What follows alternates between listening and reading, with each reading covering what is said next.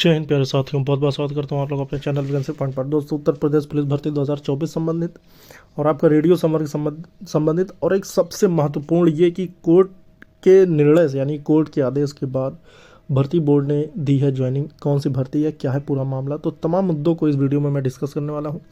आपको पता है कि बहुत सारे दिनों के बाद यानी काफ़ी दिनों के बाद आज मैं वीडियो लेकर आया हूँ। इसका मेन रीज़न यही था कि जब तक किसी भी अपडेट की पूरा तरह से उसका पूरा सोर्स या फिर कोई सटीक जानकारी ना हो तब तक वीडियो बनाने का कोई औचित्य नहीं बनता।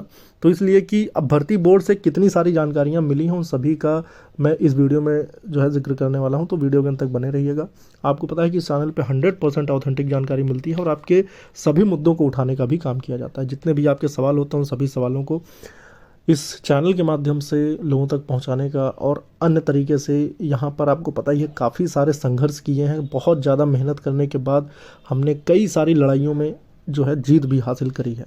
फिलहाल बात करेंगे कि आचार संहिता का प्रभाव कितना ज़्यादा पड़ने वाला है और क्या इस पर भर्तियों का किस प्रकार से प्रभाव पड़ेगा, तमाम मुद्दों पर हम बात करेंगे। सबसे बड़ी चीज़ ये है कि जो रेडियो समर कैंडिडेट हैं, सबसे ज़्यादा जो सवाल था वो था हेड ऑपरेटर वालों का। और हेड ऑपरेटर में ये सवाल कि बीटेक वर्सेस डिप्लोमा। आपको पता है कि बीटेक वर्सेस डिप्लोमा में पूरी तरह से बीटेक और डिप्लोमा दोनों ही वैलिड क्वालिफिकेशन है, यानी दोनों की ही एलिजिबिलिटी जो है मानी जाएगी। किसी प्रकार से भी बीटेक को बाहर नहीं किया जाएगा, ये फाइनली तय कर दिया गया भर्ती बोर्ड के द्वारा। और हो सकता है कि इस पर भर्ती बोर्ड उसकी समकक्षता या फिर उसकी अर्हता के लिए एक दूसरी नोटिस भी जारी कर दे। फिलहाल तो यही है कि भर्ती बोर्ड के द्वारा इस पर जो है साफ कर दिया गया है कि भाई किसी प्रकार से भी अड़चन नहीं आएगी बीटेक वाले अभ्यर्थियों को भी।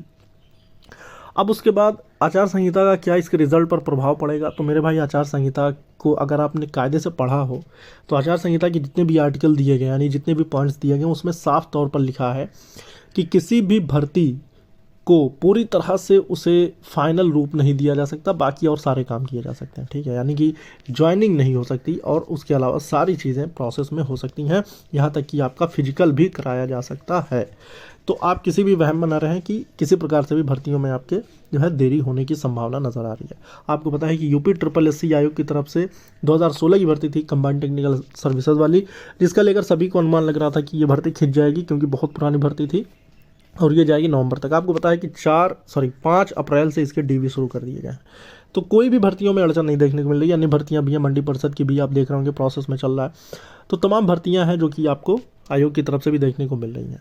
और रही बात इसके री एग्ज़ाम को लेकर और इसके रिजल्ट को लेकर, तो दो चीज़ें बिल्कुल साफ़ हैं कि जून तक आपका एग्ज़ाम तो कंडक्ट होके ही रहेगा। और आपका रही बात रिज़ल्ट की, मेरे भाई रिज़ल्ट कभी भी आ सकता है। मैं आपको उस दिन पोस्ट करके मतलब 2-3 दिन पहले ही पोस्ट करके बताया था कि आपका रिजल्ट आ सकता है, कभी भी बिल्कुल तैयार रहो। जितने भी कैंडिडेट हैं अपने फिजिकल की तैयारी करते रहे, अगर वो 300 प्लस मार्क्स आ रहे हैं उनके, क्योंकि उम्मीद तो है कि 300 प्लस पे हो जाएगा। लेकिन अगर कट ऑफ हाई जाती है तो फिर वो भर्ती बोर्ड ही तय कर सकता है, क्योंकि नॉर्मलाइजेशन भी अभी होना है। एक एक्सपेक्टेशन अगर मैं बता दूं तो वो यही है मेरे भाई कि आपके 300 प्लस हैं तो आप भाई 90% सेफ हैं, और जो 310 320 अगर जा रहे हैं तो फिर वो अच्छे से सेफ हैं। मतलब ये कि वो फिर अपने फिजिकल की तैयारी ज़रूर कर लें। अब बात करता हूँ कि कोर्ट के निर्णय से किस भर्ती की ज्वाइनिंग हुई है। आपको पता है कि 2015 भर्ती का लेकर मुद्दा चल रहा था कोर्ट में, और इसमें हुआ ये था कि कुछ ऐसे कैंडिडेट थे जिनका आरक्षण संबंधी डॉक्यूमेंट भर्ती बोर्ड मतलब कि प्रस्तुत नहीं किए गए थे।